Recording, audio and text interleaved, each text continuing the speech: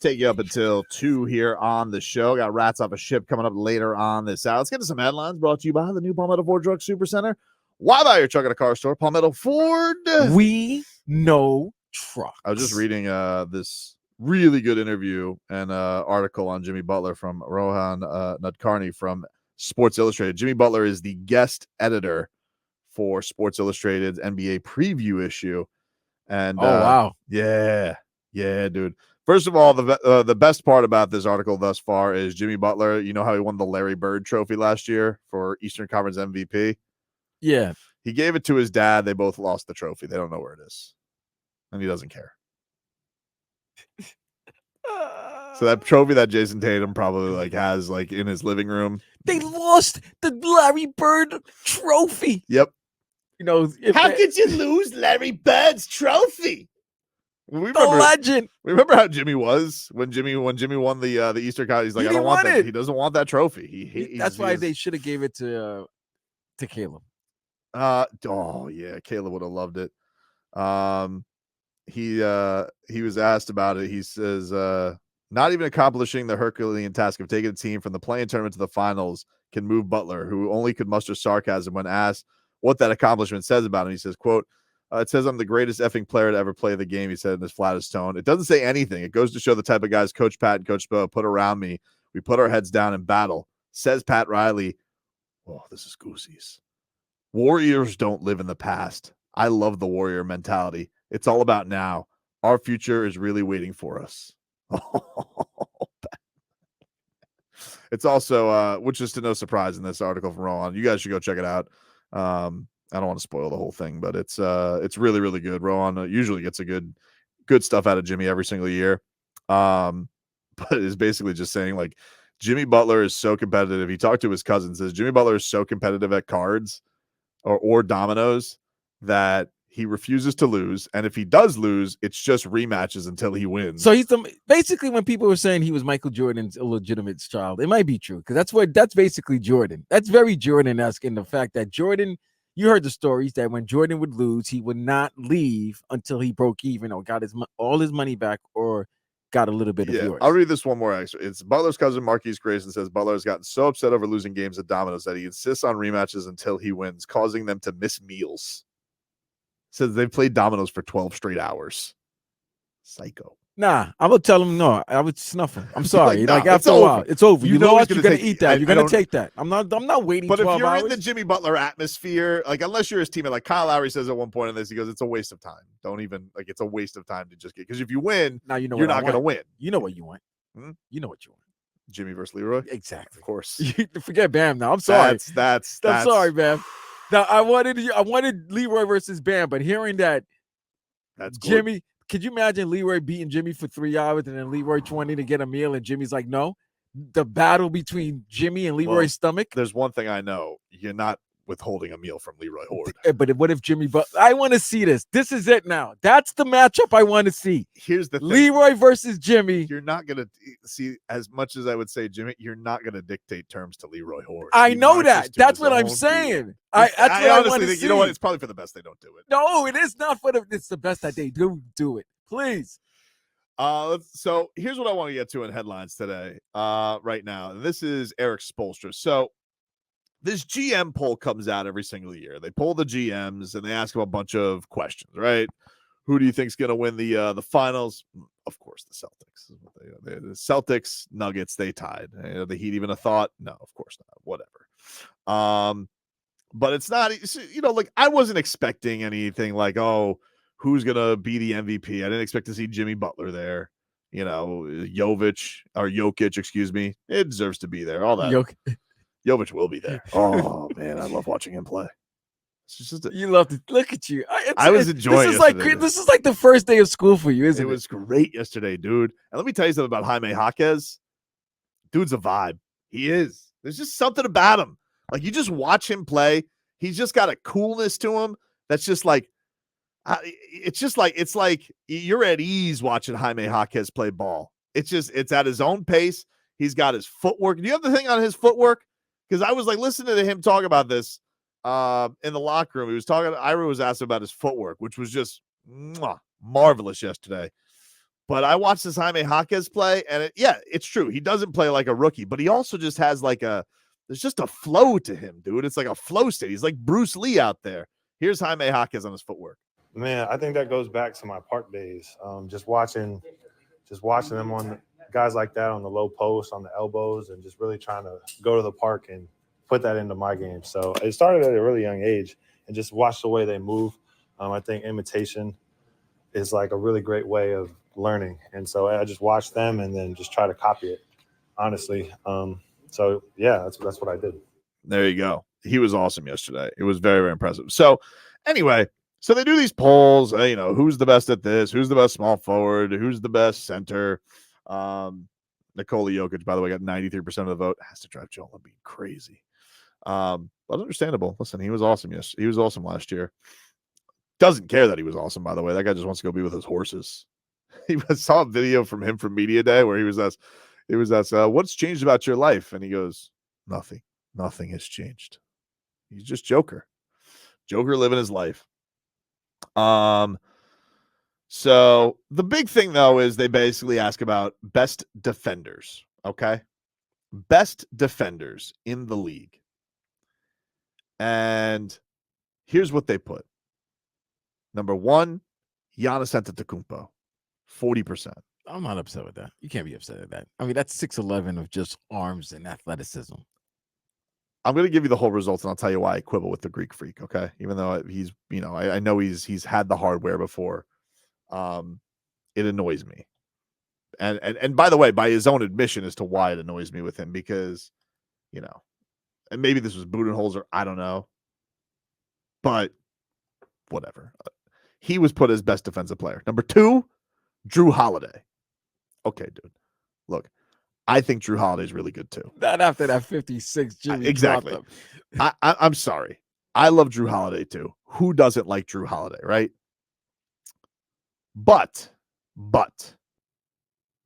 Jimmy Butler tortured that man all series, and the gentleman swept him. So whatever.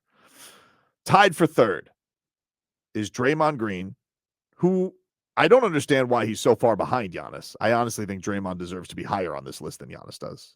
But he's 3rd. Tied for 3rd, Marcus Smart, your deep boy from last year, which was a team award. And by the way, they valued it so much they told him to take a hike in 2 years. Number 4, the reigning defensive player of the year, Jaren Jackson Jr. Yeah, Bam is better than him. Number 4 also, a guy who barely is on the court. Maybe you've heard of him, Kawhi Leonard. Wait, they still have Kawhi? No, wait. Tied for 4th. So these... So this is just best defensive player. So he's not even in their top 4. Let's just say it's top 6 that they have there. Okay, no, they're top 6. Okay. Others receiving votes, Vlad. Alex Caruso. Anthony Davis. Lou Dort. And Rudy Gobert, who apparently has fallen so out of grace. Rudy Gobert, who does he have 3 Defensive Player of the Year awards, Rudy, or does he have 2? Either way, he's on the others receiving votes. Last year, they gave it to Giannis Antetokounmpo. Okay. If you'll notice, that's 6, 7, 8, 9, 10 players. They do not mention in the top 10 players, not a top 10 defender. They do not have Bam Adebayo, which to me is mother bleeping effing lunacy that this guy is not thought of by the general managers of this league to be a top 10 defenders. I'm not even making I'm going to make the argument that he's the best, but I'm not even asking for you guys, you jackasses, to come out here and say he's a top 5 defender. You didn't have him in others receiving votes? Are you kidding me? How this man, year in and year out, gets disrespected like this for what he does on that end of the court is crazy to me. But here's Erik Spoelstra. This was him before the game because they were asking him a nice question, because the only person who really got positive reports on this, Vlad, on the GM polls was Erik Spoelstra on the coaching aspect. He basically swept every category. Who is the best head coach? Erik Spoelstra. Who is the best manager motivator? Erik Spoelstra. Who is the best in-game manager? Erik Spoelstra. Who is the best offense? That was the only one he didn't win. Best defense? Erik Spoelstra. So wait. Hold on. I'm not a genius, but if the coach of the best defense, meaning that he sets forth the best defensive game plan, correct, right? Yes. So if he has the best defense, that would mean the players that he have, one would think, to execute the game plan for his great defense would be great as well. Correct? You would think. I don't know. I'm just saying. One would think, Vlad. I'm not. Here's another thing that's weird about this. I'm not a genius, like I said. This is another thing that's weird about Bam Adebayo, right? Okay. And here's another thing. Here's one thing that's really stupid, okay? They have best defensive team in the NBA, Boston Celtics. Now, they've just traded their best 2 defenders in Marcus Smart and Rob Williams. Like, you get Drew Holiday, okay. Again, cooked by Jimmy Butler. And really, I think that should really just be on the back of his jersey. That should be his name instead of Holiday. It should say, cooked by Jimmy Butler. That's what it should say. But whatever. Under most versatile defender, they have Giannis number 1, Draymond number 2, Bam number 3. So it's a lot. How are you the most versatile defender and you're not a top 10 defender? Yeah, it makes no sense. It makes no sense. So here's why, and we're gonna play what? Let's play Spo. Let's play Spo, and then we'll get into this. No, TD mentioned that on the walk, and my first question was, where was Bam? And on the defensive surveys, that one's just unbelievable to me.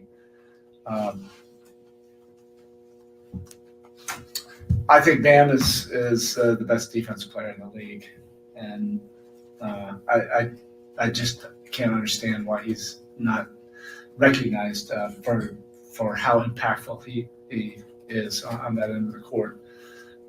So he's just going to have to prove it again, and just do it this year until everybody notices. I think that's a good award to go for. A lot of the awards, I think, potentially, could get in the way of winning. I think that one's a great one, and I don't think he's going to take himself out of anything. I think he just has to be who he is, do what he does, and just be that dynamic force on that end of the court. And then I think, he's going to get recognized for that, and hopefully we'll have a great defense this year, and he leads us, on that end of the court. When it's guys like us doing the voting at the end of the year. There you go. All right, so I don't know, man. I'm with Erik Spoelstra. I don't understand. And here's the thing with Giannis. Okay, Giannis is, a force. He's obviously got wingspan. He's a great help defender. Every single one of these series, this mother bleeper is asked by the media, "Hey, Giannis, ever going to step in front of Jimmy Butler? Ever? Nah, coach won't do it." Huh? I don't understand it. I mean, so let me get this straight. Bam will sit there with the likes of Joel Embiid, Nikola Jokic, Giannis Antetokounmpo. He'll step with the best players in the league. But Giannis, I'll just roll back here, get my little blocks, my little blocky blocks. But it's Drew who's got to stay in front of him. It's never Giannis. So whatever, dude. I just think it's the political ways of these awards and how they've gone and these poll results and all this stuff. I would expect a little bit more out of the general managers, but maybe I shouldn't. I can't believe him.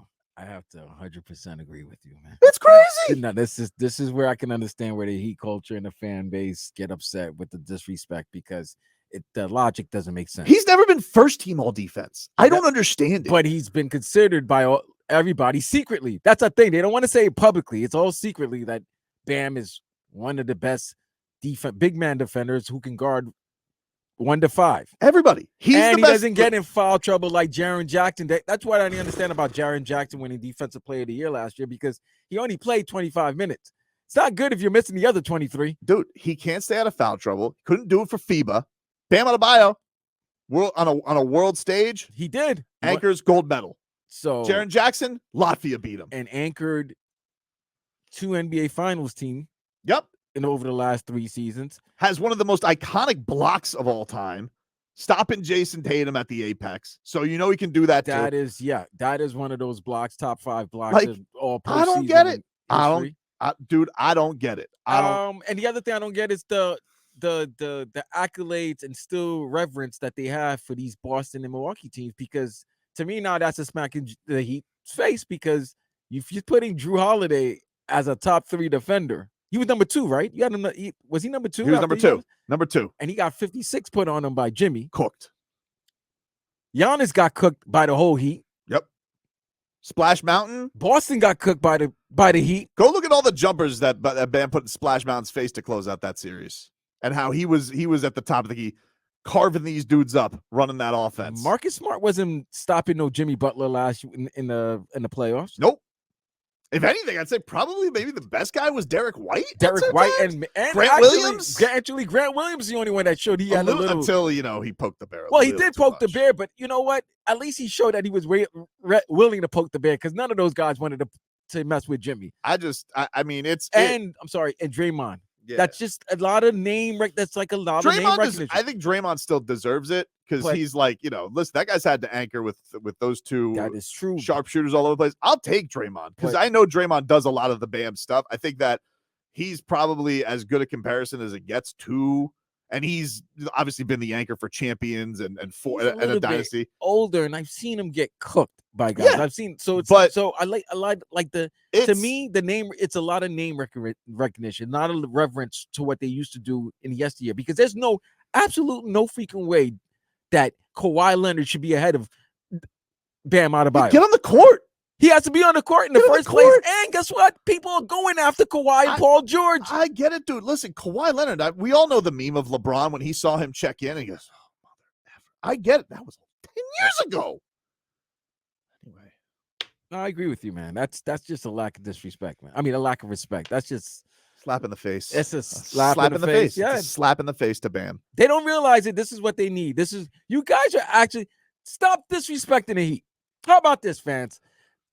Media, stop disrespecting the Heat, because when you disrespect them, you give them the motivation for them to go on these crazy runs that they go on, and then you all wonder why they go on it. Stop. Hey, see me? You know what I'm doing this year? I'm going to be nice. I'm just going to say it's the Heat, because it is the Heat.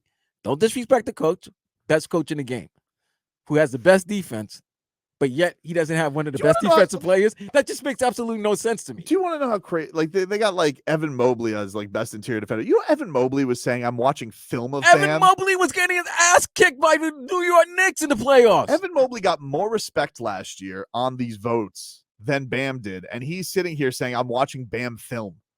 I'm trying to be like him." Julius had his best series against Evan Mobley, and Julius Randle is horrible in the playoffs. He's trying to learn from Bam. And they're sitting here like, oh, second team Bam, attaboy.